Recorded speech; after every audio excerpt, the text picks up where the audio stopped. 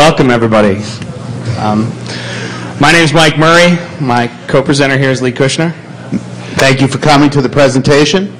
Absolutely. And we're going to talk a little bit about security careers today.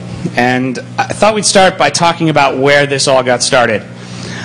This whole conversation, I think, between Lee and I, and even before that, got started a few years ago at Black Hat, when a good friend of ours, whose name is Scott Blake, asked the following question. What's the difference between a hacker and a security professional? And what answer did Scott come up with? The answer is a mortgage. So from there, that was one of the first conversations Lee and I ever had. He was telling me this joke. And we actually met a few years ago at Black Hat as well. And the story has a lot to do with what we're talking about. Because for once, we both stayed at the Mirage. And that's pretty weird. We had both booked late. Neither of us was at Caesars for Black Hat. And we got in the elevator at the Mirage one day. And, we didn't know each other. We had never met before. I knew who he was. I mean, he's Lee Kushner. He's like the security recruiter, right? I mean, I put our bios up on the screen, but I think most of you probably know who he is. And at the time, I was running vulnerability research for a little company an office up in Canada for Encircle. And we got talking. I mean, anybody who's ever walked from the Mirage to Black Hat at Caesars knows we had some time to chat. And we got talking about where I wanted to go in my career and where he had seen people go from vulnerability research and how you get out of being just a vulnerability researcher to be something more, to be, regardless of where you want to go, whether you want to be a CTO of a company or a CISO at a bank or whatever. The whole question was, okay, how do you go from wherever you are to wherever you want to be? And I think that conversation started about 3 years ago, and I think we talk at least once a month about that same thing to this day. And we got talking and decided, well, what the hell? Let's do something for DefCon. Let's come here, and there's probably a lot of people who are either just starting out or regardless of where you are in your career, trying to go somewhere. And I've been there, and I've been the one in the seats kind of wondering how to get where I want to go. So hopefully we can talk a little bit about all of those things. It's very interesting when you come to a conference like this or any of the other events that you might attend in the information security industry. And the one thing that everybody has in common is that everybody has a career. Everybody is proud of what they do. Everybody has aspirations to do things past what they're doing. And with any young industry like the information security industry is, it's really only been significantly on the corporate map for 10 years or so. Because the industry is so immature, there isn't any really well-defined roadmap on how to get from point A to point Z. So going through talking with your friends, understanding what you want out of your career is quite important. And we're going to talk about a lot of those discussions here. We're going to talk about probably a lot of things that you think about on your own, things that maybe you discuss with your friends, talking about things like what's important to you. Are you want a job and a paycheck? I once had when I was first starting out, and one of my first jobs was selling vacuums. I answered some ad, and make $100,000 in a year, and it was all great. And the first thing they did was show us this, I guess you'd call it a PowerPoint now, but they had job, and they said, job stands for just over broke. You don't want a job, you want to own your own business, you want to sell vacuums. So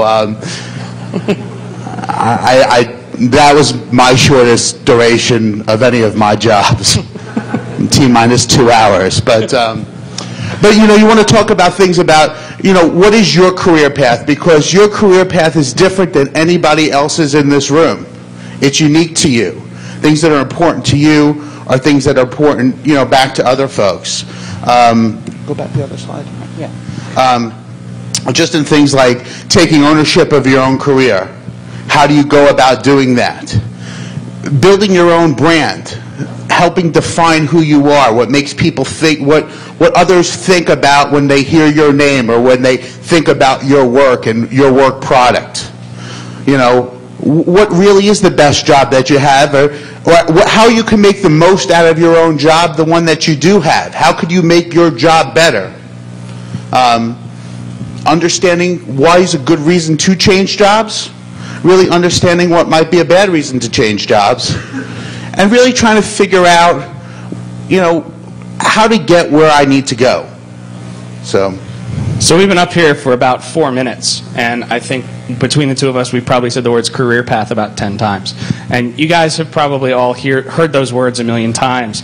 But I think we need to define what that is. I know a lot of people in security, and I'm sure there's a couple people out there in the audience that just jump from job to job.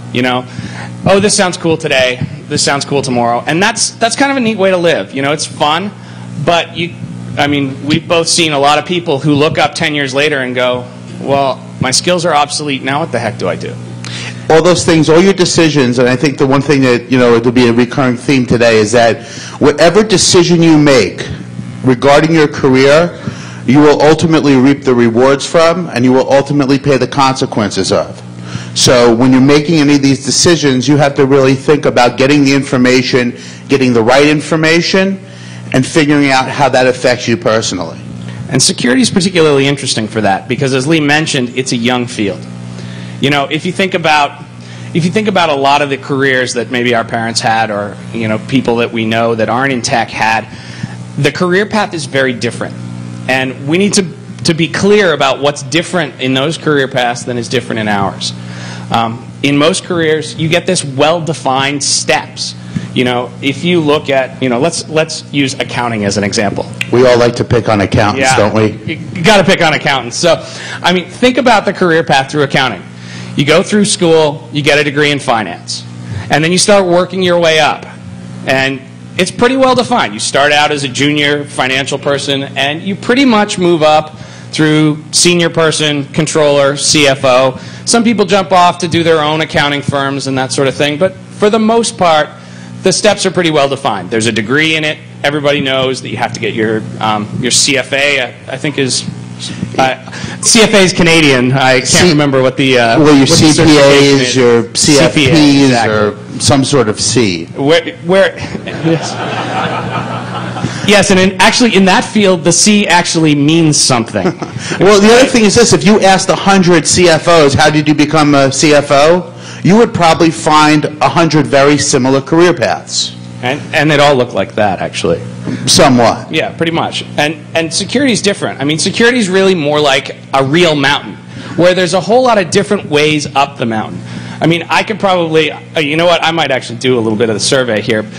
We can look at the security career as a whole bunch of different pieces on the bottom. There's not, let me actually ask the question, is there anyone in this room who went through school and has a degree in security? Give a hand. Give a round of applause. Exactly, because I know if I had asked that question 5 years ago, there wouldn't have been a hand in the house. That's actually really cool. But it still wasn't very many hands. If we walked into an accountant's conference and asked who has a degree in finance, the number of people who didn't put up their hand would be less than the number of people who just did. So really, security has a particularly interesting career path because everyone starts out in a different place and everyone has a different way to get there. One of the things that we have been very lucky to notice is that there's really a difference between the technical track and the management track. And at some point, you have to make the decision. One of the best things, to talk to Mike, is that one of the best things about this industry, and I think one of the things that drew me to it 11 years ago, was the fact that people come into this industry from very diverse backgrounds. There are not cookie-cutter personalities in this industry. There are not cookie-cutter education paths. The respect is earned in this industry. It's not just given because of some school you went to, some letters after your name. It's kind of about what you've accomplished and what you've done. And, that own, I don't know, you would call it, whether it's the secret handshakes or the understood respect of one people share for each other as professionals by coming to conferences like this. That's unique. People come to this profession, some of the best folks, they started out when they were 8, 9, 10 years old. And, I'm sure some of you are in this room and you just became interested in things.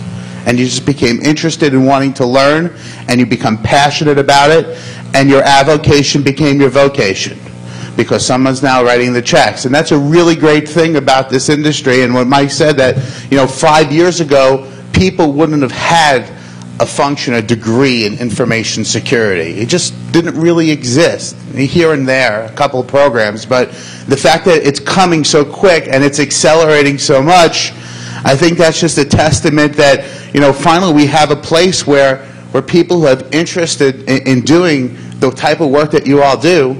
It's great because opportunities are being created, and when there are more opportunities, there are more challenges because there are more choices, and I think that's kind of what it cuts back to.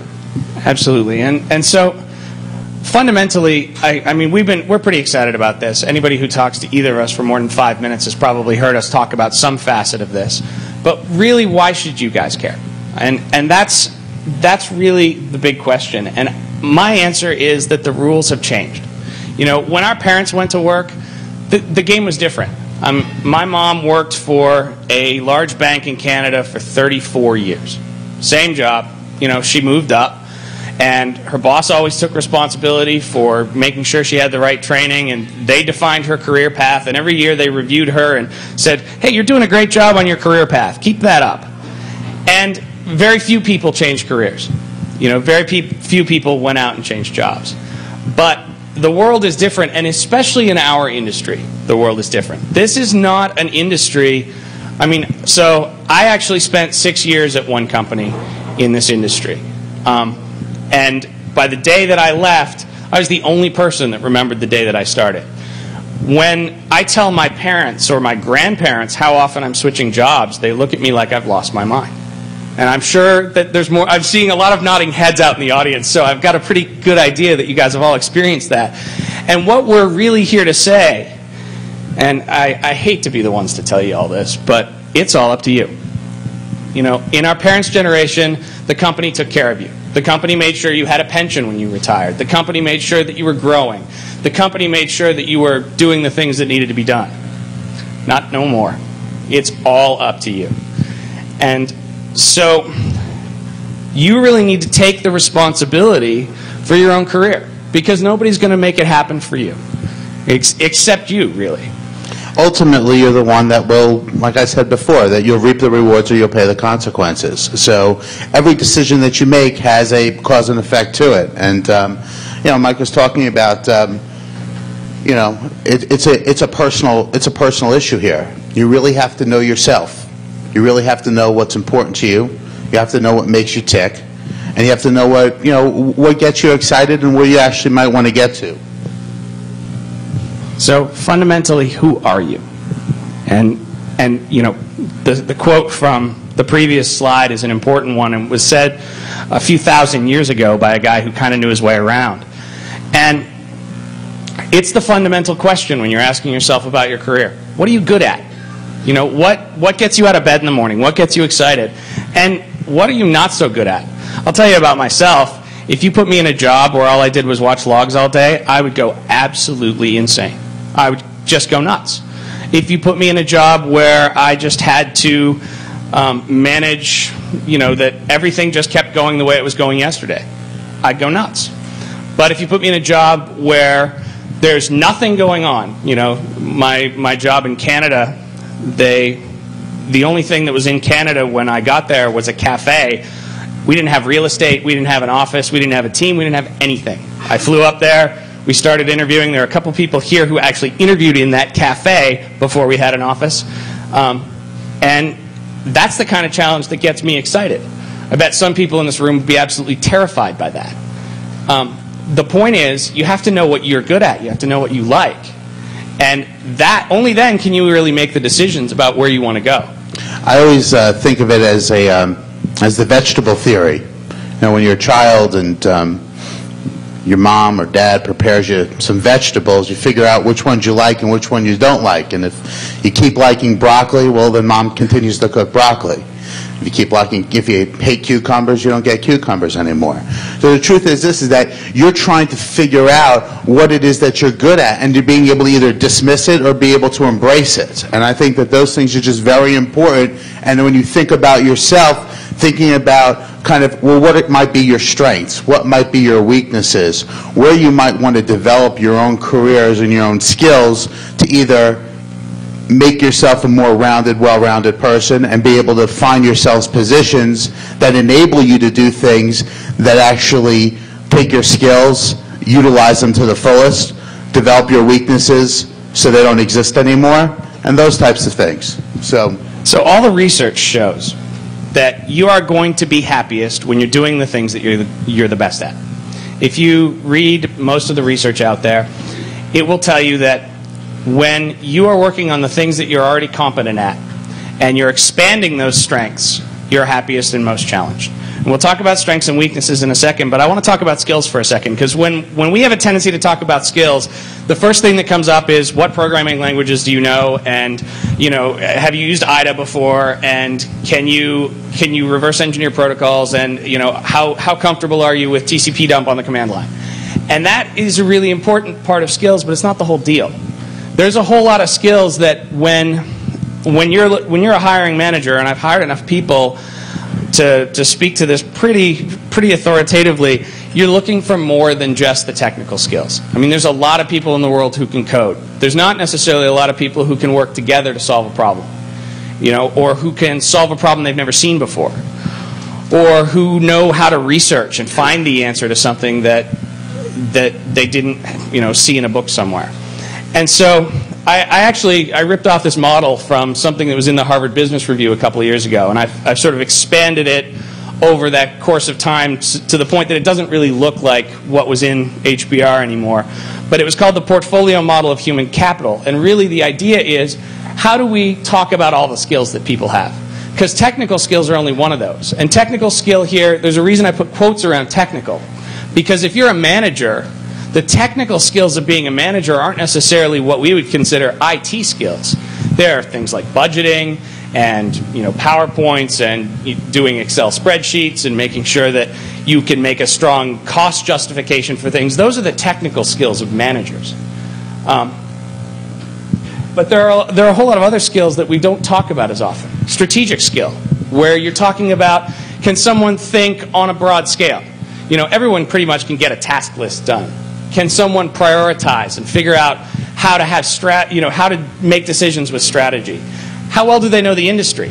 I mean, when you walk into DefCon, or actually more accurately, when you walk into RSA, how many of the companies do you know, and how quickly can you ferret out the snake oil?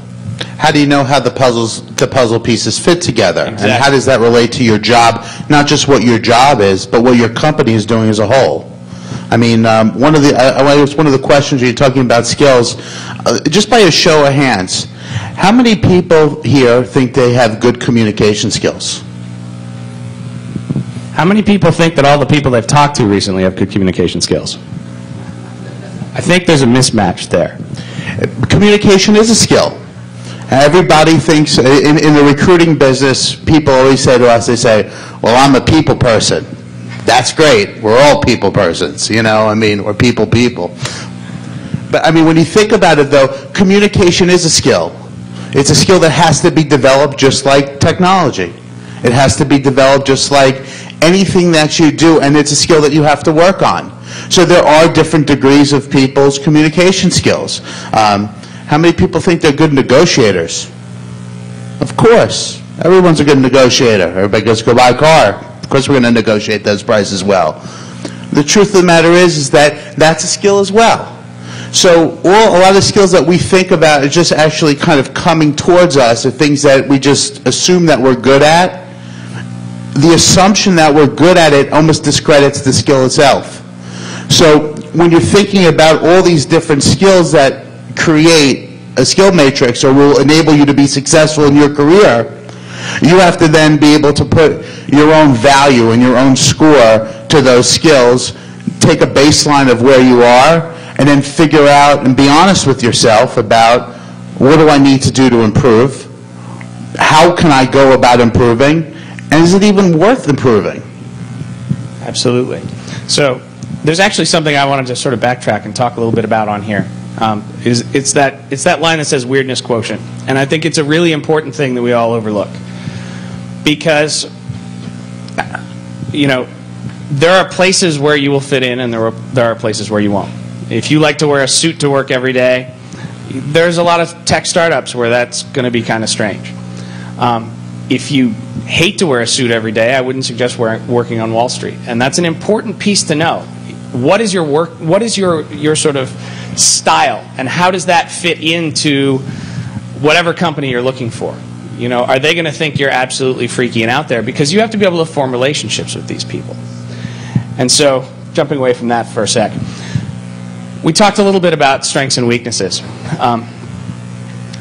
We came to the realization in talking about this, everybody only talks about strengths and weaknesses, but there's actually 3 categories. Because all your strengths usually matter.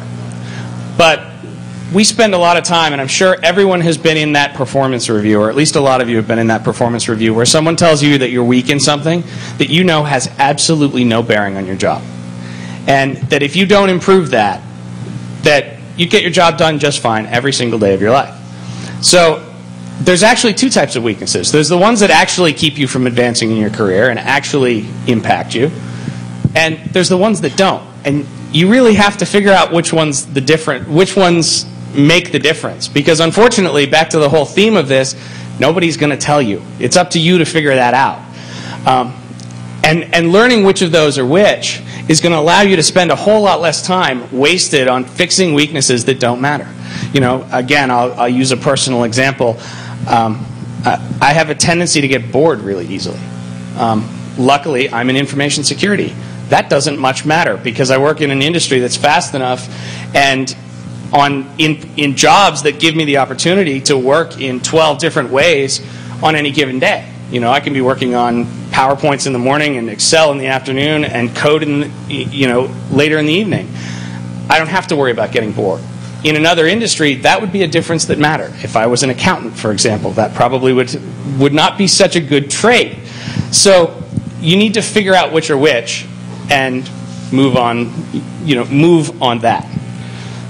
So, all about yourself. Assuming we've gotten through to you, you've sat down and you've thought about who you are and what your strengths are and what your weaknesses are, and you're working on yourself. But the question is, who else does? Because your career is impacted by other people as well. And when you have your career and you're talking about who you are, I think one of the things that you talk about, and Mike he uses the term personal branding, and when you're in your career, you're all responsible for marketing yourself. You're all responsible for marketing yourself on a daily basis.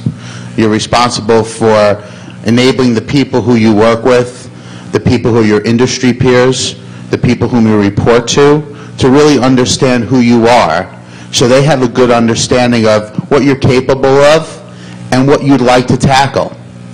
And by doing that on a daily basis, by doing that continually over the course of the time, you're able to develop a personal brand, both within your organization, both within the industry, at lower levels of your organization, and at higher levels of your team. And I hesitate to use the word personal brand. It's the hot career topic of the moment if you read the career blogs and the career books. But I really think of it really as just, what do people think of when they hear your name? And I've got some examples up there. If you have some thoughts, shout it out. What do you think of when you hear Schneier's name? Airport security. Yeah, exactly. Secrets and lies.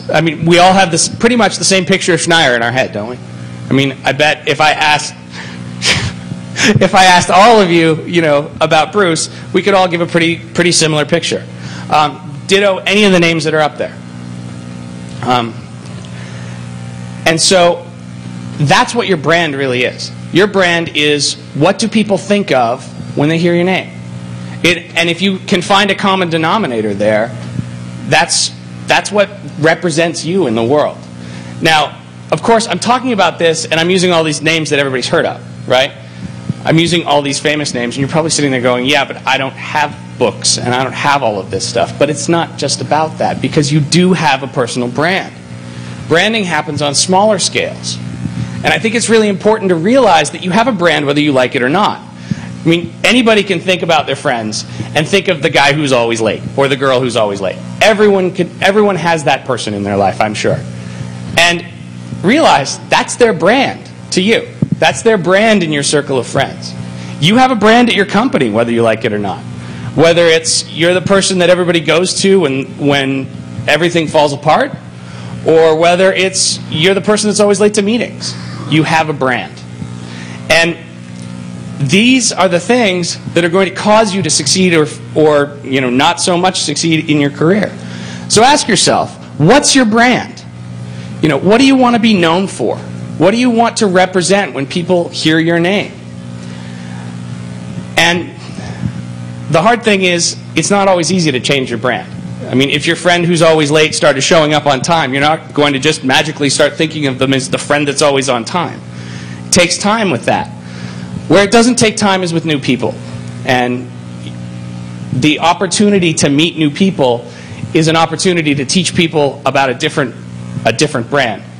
We have some people in the audience. I mean, I see some nodding about, there's definitely some people here who are good branders. But it's really an important thing to realize that your brand will be the limit of what you can do.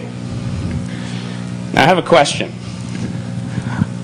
I just did 3 slides on branding and talked about it for like 3.5 minutes. There's a common theme in all of it. What was it? It's your fault. It's your fault. Actually, that was a common theme, but there's another common theme, and it was all about relationship. Your brand doesn't exist in you. It exists in other people. When I notice, I wasn't asking Bruce what he thought his brand was. I was asking you what you thought Bruce's brand was. Your brand doesn't exist because you think you're the smartest. It's because everybody thinks that you're the smartest. And so it's all about being known. Your brand is ultimately a function of who knows you and who you know. Because the people around you ultimately determine who you end up being. I love this statistic. It's a fascinating statistic that if you do the research, your income will be, almost always, your income will be within 10% of your 5 closest friends. Almost always. That speaks to the power of how important the people around you are. Not only do they hold your brand in their hands, but they hold your image of yourself in your hands, and you live up to who they are. Ultimately, the more friends you have and the better friends you have, the better brand you have and the better network you have, and the farther along that you go. So what's the best job for you? I mean, the best job for you is basically the job that you have. And that might sound really crazy coming from a guy who makes his living about helping people move jobs. But the truth of the matter is, the best advice that we give, and Mike and I knew each other for about 18 months before we ever even talked about any potential opportunities for him, because the jobs didn't line up with what he was doing, with what he wanted to do. And the truth of the matter is that in your job that you currently have, it's really up to you to try to figure out ways how to make your job better. Because, the grass is always greener. I mean, when you talk to, you think about what people might be doing in other businesses or in other careers or in other environments, say, wow, they have it really good there. Their bosses, they have a bigger training budget, or, they have half-day Fridays, or they're getting paid 10% more than what I'm earning. But you don't really know what it's like to go up and work in that environment on a daily basis.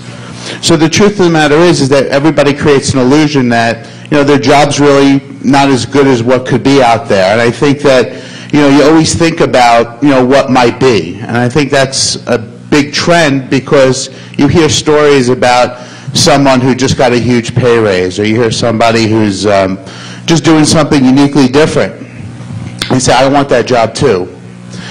A lot of times you could have that job in your own company if you know how to actually work the internal channels, you know how to develop your brand internally, and be able to look at opportunity and seize opportunity that you can create for yourselves.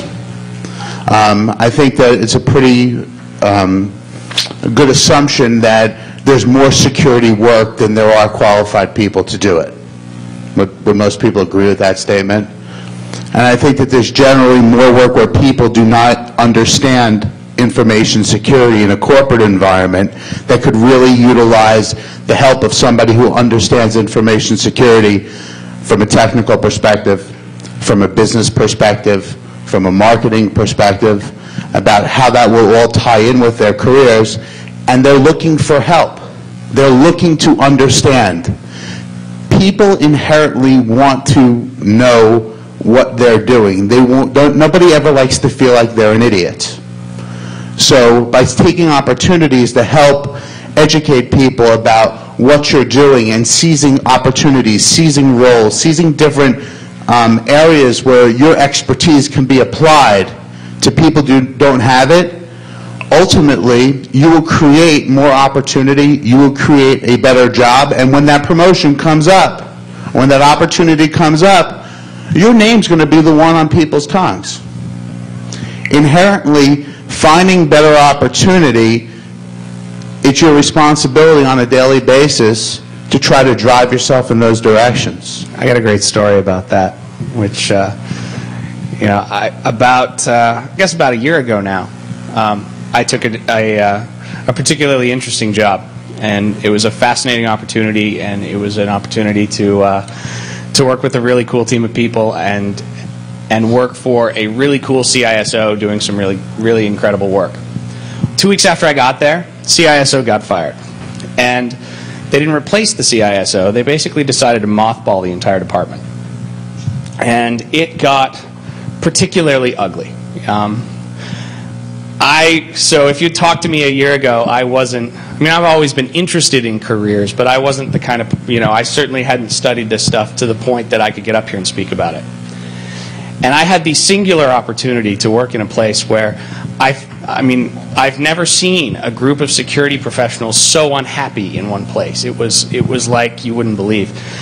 And so I talked to Lee and I talked to some other friends, and basically it was, do I go to work every day and be miserable with all these people, or do I go to work every day and figure out why these people are miserable and figure out how I can help them and figure out how I can never make these mistakes again, and how I can never put other people in these places.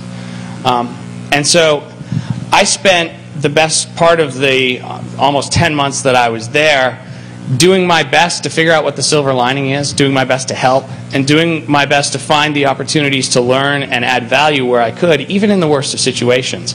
And I think that's really the key. Your job might absolutely suck. You may hate where you go to work every day, but I bet there's at least a few things that aren't so bad about the place. I bet there's a few things that you can find that you really like. Or there's some opportunities to learn some things that you would really like. If you're bored at work, great time to learn about other things, right?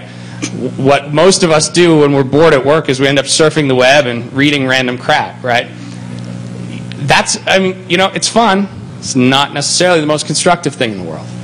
And if you have the opportunity, you can really find that silver lining. And I'm not going to be the one that stands up here and sort of, rose-colored glasses says that's an easy thing to do. I'll tell you, those 10 months, there were a lot of days when I didn't want to go to work. But knowing that I could go there and make something out of it made it a productive experience, whereas I could have, in the other direction, just thrown up my hands and not done anything. Well, I think that a lot of the things that when you think about the environments that you're in, trying to figure out those ways to make your days better. Trying to figure out ways to get more notice, to get more information, to just be seen and heard a lot more so you can actually have more influence, so your job becomes more rewarding. Most people, when they leave jobs, they don't leave jobs because of money.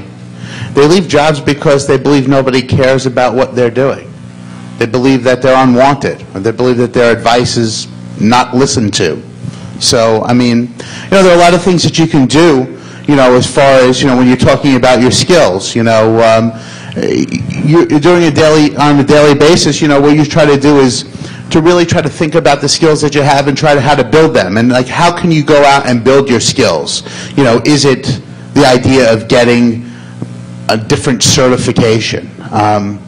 Is it the idea of, you know, going to a different training? Is it building a skill that you don't necessarily have, whether it's developing some communication skills, whether it's picking up a new piece of technology, whether it's learning a little bit about compliance and businessy type things, or maybe it's even going back to getting a master's degree or an entry-level degree.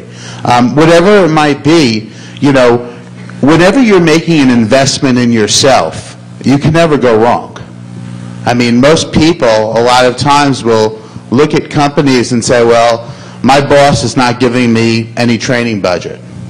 Well, whose responsibility is it to train you? Is it your company's responsibility to train you? Or is it your responsibility to train yourself? If you're not going to make investments in your own career, how could you ever expect somebody else to? So the idea is that when you say it really is up to you, it's really about not only understanding about where you want to go, but really how you're going to get there and what sacrifices that you're willing to make to attain those goals. And I think that everybody who has a job and has aspirations, it's very easy to say, I want to be the boss. It's very easy to say, I want to be a CTO or a CISO. But it's very hard to understand the sweat, the long hours, the extra work that you do, the sharing with your friends, all the sacrifice. That's the hard part. That's the part that nobody sees. That's the part that happens when nobody's looking. Those are the things that you really have to think about, what you're willing to do in order to achieve the things that you want to. And you know what? What's really unfair? It's unfair because you might do everything necessary, at least how you think is necessary, and you still might not be able to get there. You can push and push and push, and sometimes those doors don't open up. But there is a lot of value knowing that you have given your best effort to get there, and that you've pushed on as many doors as possible to help you break through. And there's enough personal satisfaction in that alone that should be enough. But at the point is that as you're developing those things, as you're continuing to develop your networks of people and your personal brand and all those different things that go into helping you aspire to get to that place, if your own company doesn't notice it, somebody else will. So everything that you do that betters yourself, everything that you do that invests back in you, your moneymaker, your career planner, everything that happens, you will ultimately see that benefit. It might not be today. It might be 3 years down the road from now. It might be 10 years down the road from now. The one constant in everybody's job is time. I see that. I didn't know that when I started. I didn't know that when I was at, I guess, Black Hat 2 or whatever it was. But, you know, coming back here after 10 years, you do realize that. You realize that as you mature, that things do continue to stay the same, and you continue to, in your own mind, that the more that you continue to build and build on a good, strong foundation, the better prepared you are to take on new challenges. And when that bell rings, you're going to be considered. And I think that's the one thing that we talk to people all day long. They'll call our office up all day. We'll get the emails. I want to be a Chief Information Security Officer. Okay, what do you do? I'm a systems administrator. Okay. So if I have any other jobs that will help you get there, you don't want to hear about them. No, I just want to be a Chief Information Security Officer. Of course. All my customers want to see those people. The truth is this, is that it's a long, arduous road. But it's one where we're lucky enough that there's so much opportunity that's being created on a daily, monthly, semi-annually basis, where we are fortunate. We're not accountants. Our industry is growing. People aren't eliminating our jobs. We have 3 or 4 customers right now that are laying off 3,000 to 4,000 people, but they're hiring in their information security teams. How do you think about that? 10% of their organizations are going to go home without paychecks in jobs that are probably going to be very hard for them to replace at the same pay periods. But the people that we're recruiting are getting 5, 10, 15% increases based upon the skills that they're letting other people go, but they're hiring this skill, the skill you all possess, in one degree or the other. But our clients don't call us up for garden variety people. They don't want to pay our rates for garden variety people. They call us to find specialists. They call us to find the cream of the crop. They find us the ones when they ask questions, that our people have the answers to them.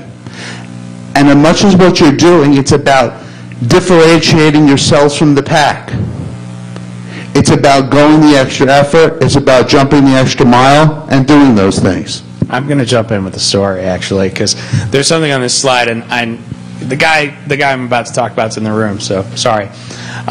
You know, there's a line on the bottom here about using your friends and peers copiously, and I think we don't do enough of that. We get together once or twice a year, and most of us have a couple of friends that we use.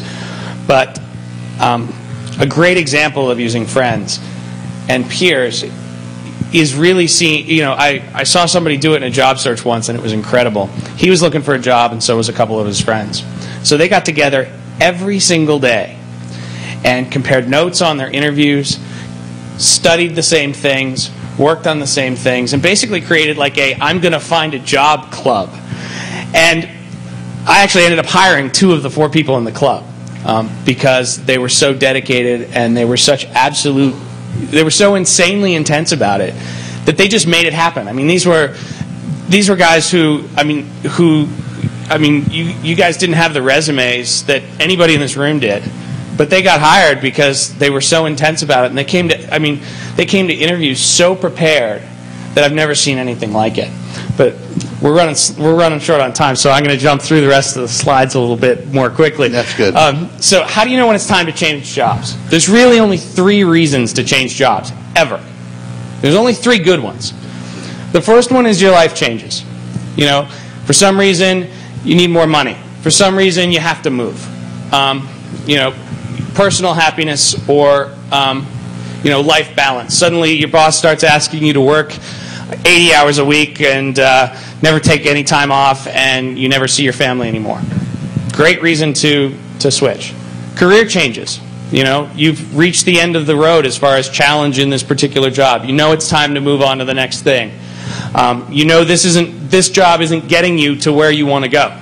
You know, if you know that your next job you want to be I don't know, a web application security person, and you're spending all your time reading logs, it's really not prepping you for it. The third thing is org changes. You know, I was just mentioning my example from my previous job where the org just completely changed out from under me.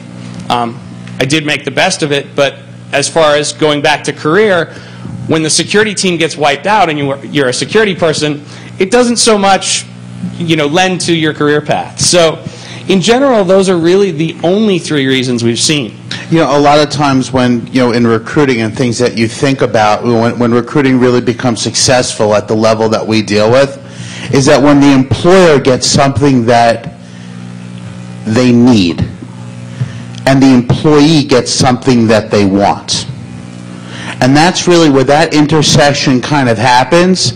That's where people are happy. That's where people take jobs and they stay for long periods of time, which is ultimately how we're judged in my profession. So, and it's ultimately the best off for anybody here is that to be matched with a job that they're going to be able to maintain for a long time and continue to build, develop, and make the most out of. So you realize it's time for a change. You realize it's time, I'm going to go somewhere else. You know, I'm not getting what I need. I have to go somewhere else. The job search process, pretty simple. Write up a resume, you know, have it professionally written if you want. Post it on every site out there. You know, apply to any job that you think is at all interesting. And call everybody, you know, every headhunter you can find and just say, hey, are you hiring for anything? and then just sit and wait. What's wrong with that? No, I'm going to give you a list. That was crap, because that's what everybody does, and it really doesn't work. That's about the complete backwards way to go out and look for a job. Yeah, I think everything I could have done wrong, I put in that list. Because it really only works if you're lucky. And I know people who have gotten good jobs that way. I mean, we all do. Oh, I put my resume on Monster, and some guy called me and gave me a $15,000 raise. Yeah, well, I know people who have hit sevens on slot machines, too. I mean, it just doesn't work like that for most of us. The truth is that as you develop your skill, one of the fortunate things about information security is that we're not a keyword business. We're just not a keyword search business. They're different degrees. I mean, if I wanted to get a job to get called by every web-based recruiter out there, I could write a great resume. I know all the right things to say, and everybody would call me back. But the truth of the matter is that that's a lot of fluff. It becomes a lot of fluff. So what do? You got to. I mean, we sort of harped on this the whole time. You got to know where you want to go, and you got to know what the next step is. And once you know what that next step is for you, you got to start reaching out to people. It's back to branding and networking. You've got to get to know people. You've got to get all of those people that you know and say, all right, this is what I want to do. Do you know anybody who's doing that? Do you know anybody who you think's doing that? And start to get connected to people. The truth is this, is that when you wind up looking for something for yourself, you should be having this circle of people, whether they're made up of peers that work at other companies, whether they're made up of bosses and former bosses, maybe a mentor, maybe a professor.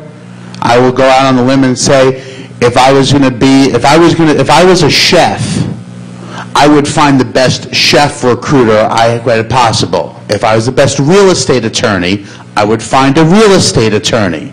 I wouldn't find an IT recruiter if I was a chef. Just like if I was in information security, I wouldn't be trusting myself to a generalist. It doesn't make any sense. You guys pour so much work into everything that you do.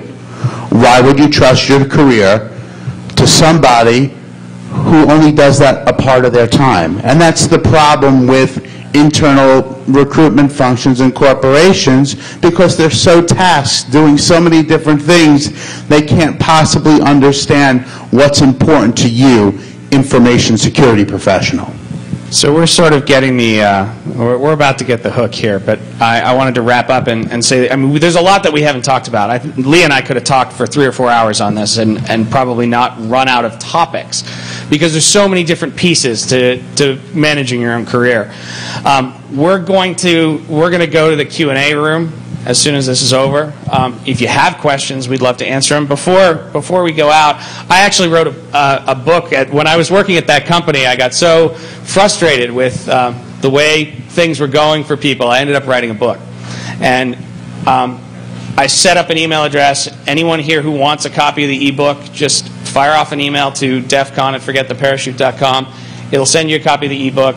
I just thought it would be cool to give that to everybody in the industry. It was written because I was so frustrated watching, information security people be frustrated in their jobs. So I figure you might get some use out of it. Hopefully you enjoy it. Our email addresses are up there. Feel free to email me with any questions you have. I will do my best to answer. I'm sure Lee wouldn't mind being emailed anytime also. Definitely. Thank you all very much for coming. Yeah, and seriously, thank you. This has been fun.